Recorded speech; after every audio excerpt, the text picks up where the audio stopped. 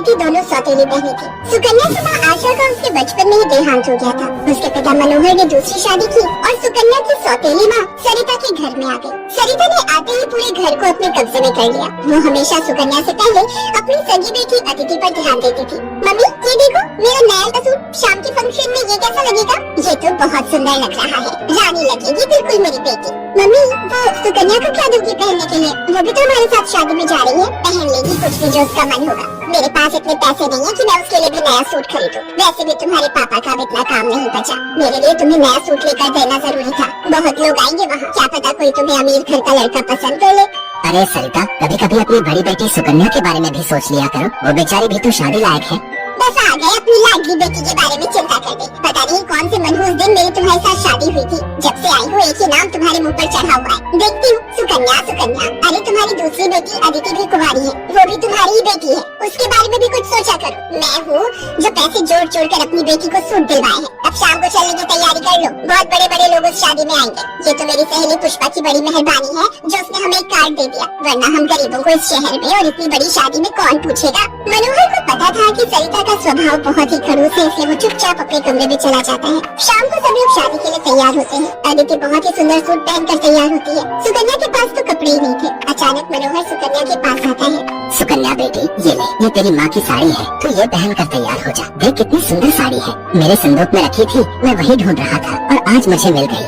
पिताजी ये माँ की साड़ी सचमुच, ये साड़ी तो बहुत सुंदर है। शुक्रिया पिताजी, आज आपने माँ की ये साड़ी देखकर मुझे बहुत खुशी दी है। हाँ बेटी, अब ये साड़ी पहनकर जल्दी से तैयार हो जा, देखना सबसे सुंदर लगेगी मेरी बेटिया। सुकन्या अपनी माँ की साड़ी पहनकर तैयार हो जाती है। सब लोग शादी में पहुँचते हैं। सरिता जानबूझकर अदिति को ही आगे कर रही थी ताकि वहाँ लोग अदिति को ही देखें। तभी एक बहुत ही बड़े परिवार के लड़के आशीष की नजर सुकन्या पर पड़ती है। सुकन्या बिल्कुल अकेली खड़ी थी। वो लड़का उसके पास आया और उससे बात करने लगा। हेलो, मेरा नाम आशीष है और आपका? जी मेरा नाम सुकन्या है। अच्छा नाम है आपका। वैसे आप यहाँ अकेली क्यों खड़ी है? चलिए ना, वहाँ डांस फ्लोर पर सब लोग डांस कर रहे हैं। आशीष को सुकन्या से बात करते थे। सरिता आशीष के पास आती है। सुकन्या बेटा, तुम्हारे पापा तुम्हें बुला रहे हैं, इनके साथ अदिति डांस कर लेगी। अब हाँ, क्यों नहीं, प्लीज। मनोहर ने तो सुकन्या को बुलाया ही नहीं था। ये सब तो सरिता की चाल थी। थोड़ी देर बाद सुकन्या फिर से खड़ी थी। अदिति आशीष के साथ डांस करने लगती है। आशीष अभी भी सुकन्या की तरफ ही देख रहा था, शायद उसे सुकन्या पसंद आने लगी थी। आशीष पूरी शादी में सुकन्या से बात करने की कोशिश करता रहा, पर बार बार सरिता अदिति को बीच में लाने लगी। पर आशीष के मन में तो कुछ और ही चल रहा था। एक दिन जब सुकन्या घर के काम कर रही थी तो अचानक मनोहर के साथ आशीष और उसके माता पिता आ जाते हैं। सरिता, जाकर जल्दी से चाय नाश्ते का इंतजाम करो। घनश्याम जी अपने बेटे आशीष का रिश्ता हमारी सुकन्या के लिए लेकर आए हैं। क्या सुकन्या के लिए आशीष का रिश्ता? ये कैसे हो सकता है? मनोहर की बात सुनकर सरिता चौंक जाती है। सुकन्या तो घर की झाड़ पोंछ में मैले कुचैले कपड़ों में मानो ऐसी लग रही थी जैसे कीचड़ में कमल। वहीं अदिति सोफे पर आराम से बैठी थी। सब कुछ आशीष और उसके माता पिता के सामने था। सुकन्या बेटिया, जाओ जल्दी से तैयार हो जाओ। अदिति, जाओ अपनी दीदी को तैयार कर दो।